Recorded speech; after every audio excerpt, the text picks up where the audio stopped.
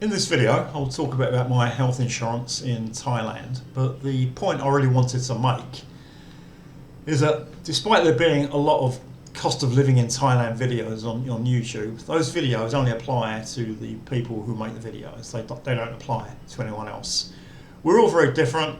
We're different ages, we've got different medical histories, we've got different values in life, different priorities. So the cost of living for anyone is a very personal thing. So when you watch these videos about, definitively how much it costs to live in Thailand, I won't pay too much attention. My buddy Johnny gave me a call last night. At the moment, there's a friend of his from Australia living in Thailand. This guy is 70, and he's trying to decide where he's going to live for the rest of his life. So he's sort of doing a trial period in Thailand at the moment. And he decided that if he wants to live here, he'll need some health insurance. So he got a quote, and the quote was $1,000 a month. That's not 1,000 baht a month, and that's not $1,000 a year. That's $1,000 a month, which at the moment is about 37,000 baht. So that's a lot of money. Johnny gave me a call. He wanted to know how much I pay. Okay, and this, like I was saying, it's really irrelevant. What I'm paying. I took out the policy in 2005 and I just kept it going. So I'm a long-term customer. I haven't used the insurance very much, so the company knows that I'm a low risk. And it's going to be very different if you're older. If you're 70, you're a new customer and you've got underlying health problems. This guy suffers from diabetes. So when I took it out in 2005, I was 44 and paid 14,500 baht, and that was for IPD and OPD. It went up a little bit every year. The premium is in 5-year bands, so like from 20 to 24, it's one band, 25 to 29, 30 to 34, keeps going like that. So at the moment I'm in the sort of 60 to 64 year band. In 2014 I sort of reviewed these policies and I realised that the OPD just wasn't worth it. That was like an extra 8,000 baht or 8 or 9,000 baht a year, and there's a 1,000 baht limit to what I could claim. So to make that worthwhile, I would really have to go to OPD 8 or 9 times a year, and I just don't. Maybe I'll go to OPD once a year, once every 2 years, once every 3 years. So I stopped getting OPD insurance. It's just IPD in case I needed to be admitted. So it went down quite a lot in 2014, and then it crept up again, and the policy for this year, I'm paying just over 29,000 baht, which still isn't bad actually. A few years ago, I thought the premium increases year on year were quite a lot. They actually weren't, but I thought they were. So I started calling around other insurance companies. And since I got married in 2010, I've also been getting policies for my wife and kids. So one child was born in 2011, one was in 2014, so I get insurance for all of them. And when I made inquiries to another company, I was a new customer, I was quite shocked at how much they wanted. I think at the moment I pay 60 something thousand baht for the whole family, and I was getting quotes of 250,000 baht. So I went straight back to the company I've been with for a long time, AXA. So at the moment, 29,000, and I'll probably stay the same next year, and it will increase when I go into the next band, the band from 65 to 69. Let's just take a look to see what the policy covers. There are 4 plans. I think it used to be 5, but it's only 4 now, and I'm on plan 2. And you'll see the benefits here. So for non-intensive care, intensive care, uh, medical treatment, physician's fee, all different types of costs you'll get in hospital, and it tells you how much benefit you'll get for each plan. Now, plan 2, which I'm on, is enough to get me on one of the local sort of tier 2 hospitals.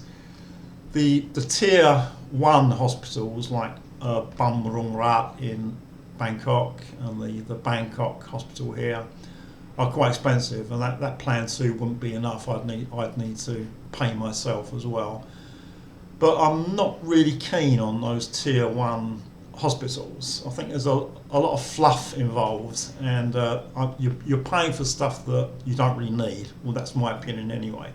You know, if you go to one of these hospitals, these tier 1 hospitals, they're like hotels, and as you walk in, they've got an army of like meet and greet staff who make you feel very comfortable, and they've got translators. So you know, if you go in there speaking Swahili, there'll be a translator. You can translate into Thai. And I don't need any of this stuff, and I don't want to pay for stuff that I don't need. So I sort of go to one of these tier 2 hospitals, which still give good service but haven't got all that fluff. It's up to you what plan you decide to go for. So there's a list of all the benefits depending on which plan you have, and the plan you have really depends on which hospital you plan to go to if you get sick. And since I stopped getting OPD, it looks as if they've increased that benefit. When I was getting OPD, it was only 1,000 baht per visit. Now it's 3,000 baht. And here are all the conditions.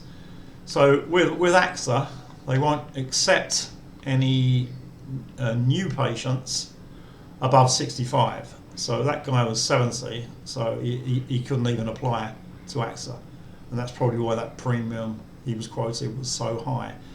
However, AXA, what does it say? Yeah, if you've already got a policy, they will renew it up to the age of 99 years old. So it's best to get in there before you're 65. There's some discount if you get a policy for more than one person in your family. So I've got four people in my family, so I get a 10% discount. And there's other ways to get discounts as well. If you're willing to pay 20,000 baht of the bill and you're below 40, you'll get a 45% discount on your policy. So there's a table. Obviously, as you get older, that discount gets less. And if you're prepared to pay more of the bill, the discount is more. Okay, so that's just a basic look at the AXA policy that I've got. Looking at this list of historical premiums, it also gives you an idea how much more expensive Thailand has become in the last 20 years. You know, back in 2005, 14,500 baht for IPD and OPD. 2014, 10 years ago, just IPD was almost 11,000. Now, just IPD is over 29,000. So, you know, getting close for 3 times as much in 10 years. And the other thing that Brits especially will notice is the change in exchange rate. 2005, I was getting over 70 bahts to the pound. That went down to around 60 with the global financial crisis, 2007, 2008. It kept going down, and just before the Brexit referendum in 2016, it was around 52 baht. Within days of that referendum result, that the UK was going to leave the European Union, another 10 baht had been wiped off, so it was around 40. So then it just kept going down continuously. I think at one point it got down to around 37, which is around half of what I was getting back in 2005. Now it's around 45. So it's like a double whammy. prices of everything have increased, and the exchange rate has gone down. So whereas I felt quite wealthy when I first got to Thailand, now that's not quite the case. So back to what I was saying about everything being different for everyone. You know, if you're planning to come to Thailand and you ask me how much I pay for health insurance, and you're 65 and you're going to be a new customer, the premium that you're quoted is going to be a lot higher than I've got. And this applies to everything. You know, my costs for alcohol, bar girls, tattoos, marijuana are zero. Okay. On the other hand, my son went back to school today. I've just had to pay out it's over 36,000 for his school fees. His books were just under 3,000, and then we pay for him to have breakfast at school, which is another 3,300. So it's over 40,000 baht just for him, and that's just one term. It's 2 terms a year. I haven't paid for my daughter's school fees yet. They're just about to come in. They're going to be around the same. So every year I'm spending about 150 to 160,000 on school fees. You know, if you come here, you're single, you got no kids, you're not going to have that expense. Apartment rental costs, again, zero. However, this house, buying the house initially, making it livable, doing modifications on it, and paying to have bad workmanship fixed has cost me well over 7 million. You know, so it's an expense I've got that you won't have. You just come and rent a 15 or 20,000 baht a month apartment. Vehicles. When I got married, my wife's only possession was a motorbike, which we still have. It costs virtually nothing to run. It hardly ever goes wrong. When it does go wrong, it's very cheap to fix. Every couple of weeks I put 100 bahts worth of petrol in. It is just dirt cheap.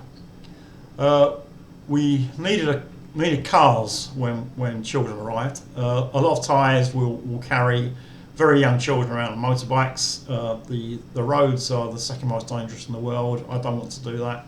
So I bought a car, then I had to buy my wife a car. That was around $1 million baht for both those cars. Her car's been quite good. Not very many maintenance problems. Mine has been a nightmare. It wasn't checked properly when I bought it, although I was told it was, and it's cost me a lot in maintenance fees, and also it takes quite a lot of petrol. So you know, if you're just planning to retire, go to live as a single person in one of the resorts, it's no point listening to how much I pay every month, because my expenses are completely different to what yours will be. So as I said, I won't pay too much attention to these videos on YouTube because they're very personal and they won't necessarily apply to you. All you need to know about Thailand is that the country has a huge wealth gap. Rich Thais are not only rich by Thai standards, they're rich by global standards. A lot of the huge companies and conglomerates are owned by single families, and these people are vastly rich. At the lower end of the scale, I've got some statistics here. These are statistics from 2017, but they're probably still fairly accurate. That being poor in Thailand is classed as earning less than 100,000 baht a year. So what's that? It's just over 8,000 baht a month, and there are around 14 million Thais in that situation. And since 2017, they're probably not earning anymore, but prices have risen dramatically in the last 7 years. So in Thailand, you've got hugely rich people and you've got very poor people, and there's something for everyone. You know, there's very fancy food for rich people, very fancy restaurants, and there's dirt cheap rice and noodle dishes for poor people. With hospitals, you've got places like Bumrung Rat, which is like a 5-star hotel. You'll be treated like a VIP, but very expensive. And then you've got public hospitals and little clinics, for poor people. And this applies to absolutely everything. Hotels. You've got some of the best hotels in the world, and you've got cheap little guest houses. So how much you spend is entirely up to you. You've got this huge range of choices, and you can live as cheaply or expensively as you wish. It's not like some countries where there might only be very cheap options, because like the whole country is poor, and if you've got money, there's no options to have a better standard. And other countries, thinking places like Switzerland and Singapore, where you've only got the sort of top end options. There's nothing really cheap. That's one of the nice things about Thailand, actually, that there's something for every budget. So what you spend is entirely up to you. The point I made in my last video about this subject, and I'll reiterate it in this video, is that although it's possible to live very cheaply in Thailand, who wants to live like a poor Thai person? I've seen rooms advertised for 1,800 baht a month. It's at $60 or $70, but not many foreigners are going to be very comfortable living in that kind of place.